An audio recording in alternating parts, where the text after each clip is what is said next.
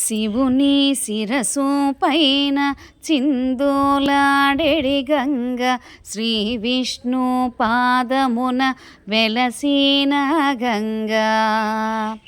శివుని శిరసు పైన చిందులాడెడి గంగ శ్రీ విష్ణు పాదమున వెలసిన గంగా. ఊరవళ్ళ పరవళ్ళ ఊసులాడు కొనుచు ఏరులతో వాగులతో జారిపోయే గంగా. ఊరవళ్ళ పరవళ్ళ ఊసులాడు కొనుచు ఏరులతో వాగులతో జారిపోయే గంగా. నురుగులతో ముత్యాల మెరుగులతో కదలుచు పరుగులతో భూమిపై ప్రవహించే గంగా. శివుని శిరసు పైన చిందులాడెడి గంగా శ్రీ విష్ణు పాదమున వెలసిన Ganga.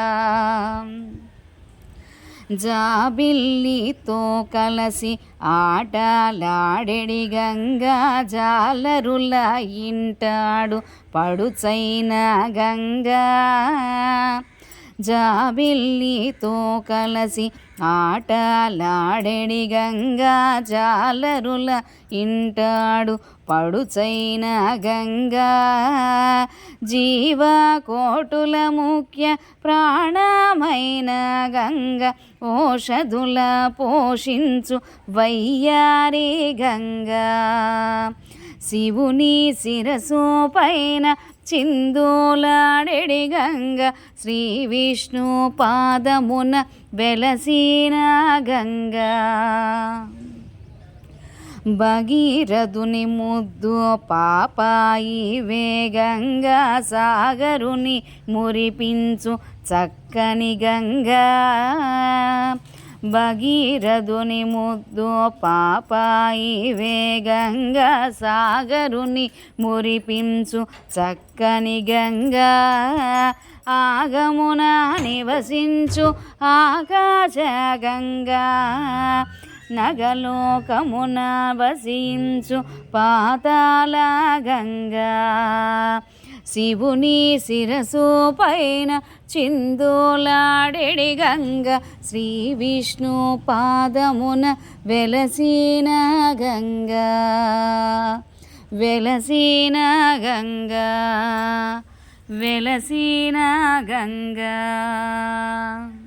Hello viewers, welcome back to our channel life style of నిష్ఠ. ఎలా ఉన్నారంతా, బాగున్నారా? ఈరోజు నేను మీకు చూపించిన వీడియో అయితే దుపాడు గ్రామం, త్రిపురాంతక మండలం, ప్రకాశం డిస్టిక్ అనమాట. శ్రీ గంగా బ్రహ్మరాంబ సమేత శ్రీ చంద్రమౌళీశ్వర స్వామి వారి దేవస్థానం. అలాగే శివాలయం అనగానే మనకు ముందు బిల్వ వృక్షం అయితే ఖచ్చితంగా ఆ టెంపుల్లో అనేది మనం ఖచ్చితంగా చూస్తూ ఉంటాము. అలాగే నేను ఇంకా మీకు ఈ వీడియోలో మీరు చివరి వరకు స్కిప్ చేయకుండా చూస్తూ ఉండండి. నేను చాలా ముఖ్యమైన విషయాలు నేను మీతో షేర్ చేయాలనుకుంటున్నాను. యాక్చువల్గా ఇది త్రిపురాంతకం దగ్గర నుంచి ఒక 10 కిలోమీటర్స్కి ముందు ఉంటుందన్నమాట.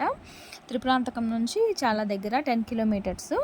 అండ్ ఇది పురాతనమైనటువంటి ఒక శివాలయము.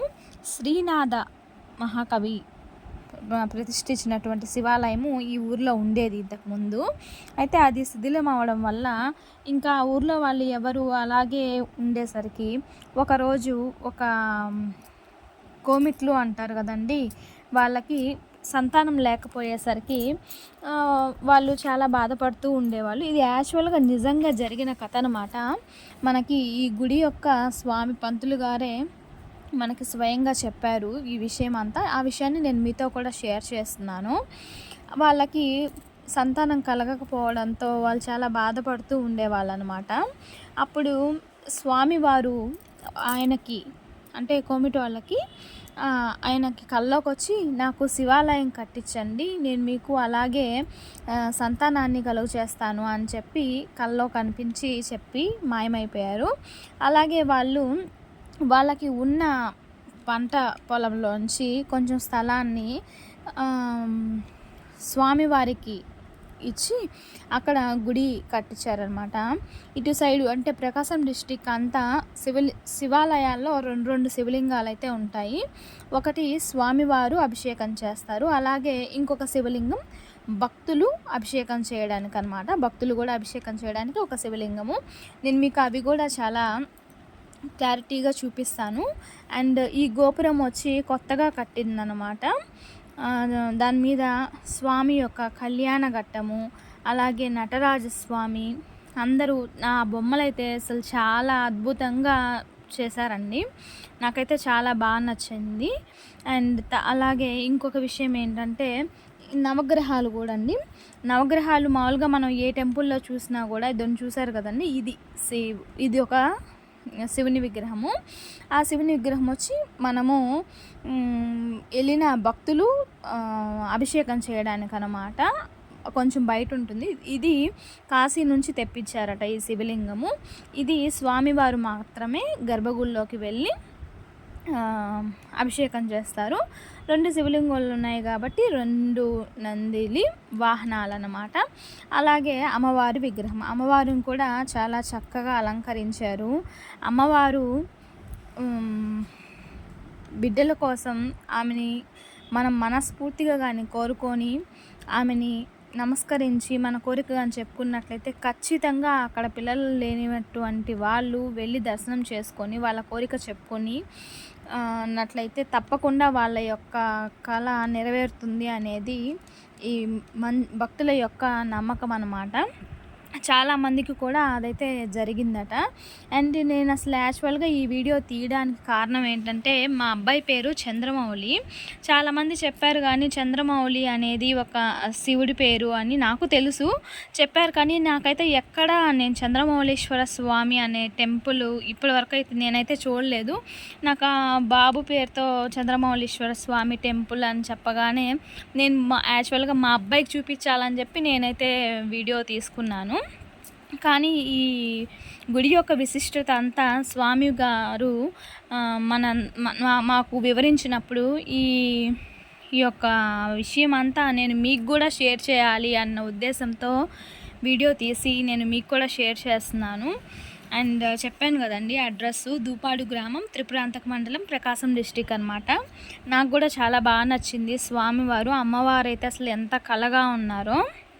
అండ్ ఇంకా అంటే ఇలా చెప్పొచ్చో లేదో నాకు తెలియదు, కానీ నాకు చెప్పాలనిపించి అంతా మన వాళ్ళు అనుకొని నేను చెప్పాలి అనుకొని చెప్తున్నాను. ఒకవేళ ఎవరైనా నా మాటలు బాధ పెట్టుంటే సారీ. అండ్ ఎవరికైనా ఉపయోగపడుతుందని చెప్తున్నాను. పిల్లలు అంటే సంతానం లేటుగా ఉన్నటువంటి వాళ్ళు, సంతానం కోసం ఎదురు చూస్తూ ఉండేవాళ్ళు ఖచ్చితంగా ఇక్కడికి ఒకసారి రాగలిగితే వచ్చి అమ్మవారి దర్శనం చేసుకొని అమ్మవారి యొక్క కృపకు పాత్రలు కావాల్సిందిగా మనస్ఫూర్తిగా కోరుకుంటున్నాను. అండ్ ఇంకొక విషయం ఏంటంటే మామూలుగా నవగ్రహాలు ఏ దిక్కుకి ఆ దిక్కు వైపు తిరిగి ఉంటాయి, కానీ ఇక్కడ మాత్రం నవగ్రహాలు అన్నీ ఒకే రాయి మీద 8 గ్రహాలు ఒకే రాయి మీద ఉన్నాయి. ఒక్క సూర్యగ్రహం మాత్రమే వేరే రాయిలో ఉందన్నమాట. అది ఇక్కడ స్పెషల్ అట. అండ్ ఇంకొక విషయం, యాక్చువల్గా ఈ గుడి కట్టినప్పుడు ఇవి నవగ్రహాలు లేవట. ఈ నవగ్రహాలు కూడా కొత్తగా కట్టించారు. మీరు ఈ వీడియో చివరి వరకు చూస్తూ ఉన్నట్లయితే నేను మీకు అవి కూడా షేర్ చేస్తున్నాను. అండ్ ఇక్కడ ఒక స్వామి యొక్క విగ్రహం పెట్టారు. లోపల స్వామికి అభిషేకం చేసే నీళ్ళు వచ్చి ఈ స్వామి మీద పడతాయట. అండ్ ఇంకొక విషయం ఏంటంటే కొండ ముచ్చుని చూసారు కదండి మీరు. యాక్చువల్గా అసలు అక్కడ ఎందుకు పెట్టారా ఏంటి అనేది నాకు అర్థం కాలేదు. అవి కోతుల్ని పోగొట్టడానికి పెట్టారట. నాకు ఇప్పటివరకు తెలియదు. కోతులకి కొండ ముచ్చటే భయం అట. ఆ ఊర్లో కోతులు బెడద ఎక్కువగా ఉండేసరికి వాళ్ళు కొండ ముచ్చుని 19,000 20,000 ఎంతో చెప్పారు. అంత పెట్టి తీసుకొని వచ్చి ఆ కోతుల్ని భయపించడం కోసం తీసుకొని వచ్చి అక్కడ కట్టేశారు కాబట్టి ఖచ్చితంగా ఆహారం కూడా ఏర్పాట్లన్నీ కూడా మనమే చేయాలన్నమాట. ఎందుకంటే అది బయటకు వెళ్ళి తీసుకోలేదు కాబట్టి. చూసారు కదండి, ఇదన్నమాట వీడియో. అయితే నాకు తెలిసిన వీడియోలో నేను చెప్పాలనుకున్న విషయాలంతా కూడా చెప్పాను. అండ్ ఇక్కడ నెమలి వాహనం యాక్చువల్గా శివుడికి ఎదురుగుండా నంది ఉంటారు. అలాగే ఇక్కడ పాతకాలం శివాలయం కాబట్టి ఇక్కడ నందితో పాటు ఆంజనేయ స్వామి కూడా ఉన్నారు. ఆయన ఆంజనేయ స్వామి వారట. అండ్ ఇక్కడ మీరు ఎడమ వైపు చూసినట్లయితే నెమలి వాహనం, ఇక్కడ నెమలి వాహనం కొత్తగా చేయించారట ఈ మధ్య. అది కూడా మనకి స్వామివారు మనతో విషయాన్ని అయితే చెప్పారు. అండ్ యాజ్ యూజువల్ ఇటువైపు వినాయకుడు, అటువైపు కుమారస్వామి మనకి దర్శనమిస్తారు. చాలా పీస్ఫుల్గా చాలా బాగుందండి టెంపుల్ అయితే. మీరు కానీ ఎప్పుడైనా ఇటువైపు కానీ వస్తే తప్పకుండా విజిట్ చేయండి.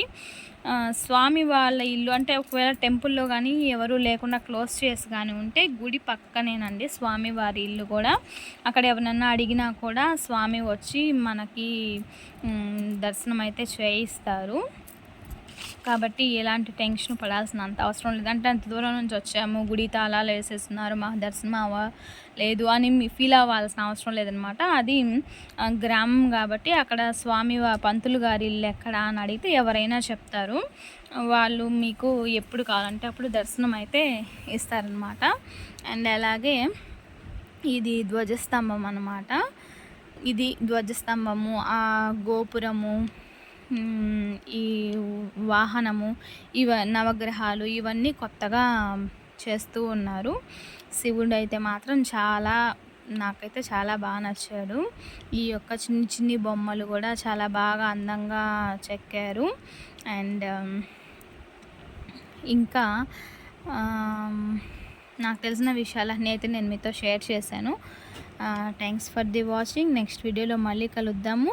ఇంకా నా ఛానల్ ఎవరైనా సబ్స్క్రైబ్ చేసుకోకపోతే సబ్స్క్రైబ్ చేయండి, లైక్ చేయండి, షేర్ చేయండి. Thanks for the watching. And ఇంకొక మాట అండి, ఈ పాటని ఫస్ట్ మీకు ఎందుకు పెట్టాను అని అంటే, పాట నాకు చాలా పీస్ఫుల్గా బాగా అనిపించింది అనమాట. టెంపుల్ కాసేపు మేము ఫస్ట్ వీడియో పెట్టినప్పుడు గుడి తాళాలు వేసేసింది. మేము కూడా అలాగే స్వామిని తీసుకొని వచ్చుకున్నాం అనమాట పిలిచి.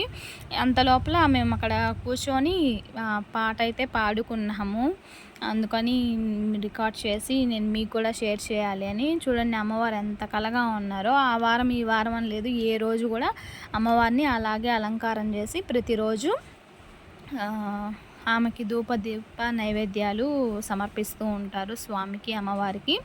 అండ్ ఇంకో విషయం, పంతులు గారికి కూడా ఇప్పటికీ కూడా వాళ్ళే అంటే గుడి కట్టించిన వాళ్ళే దీపానికి నైవేద్యానికి వాళ్ళకి నెలకి జీతంలాగా ఇస్తారట, ఇంకా ఎవరు కాకుండా.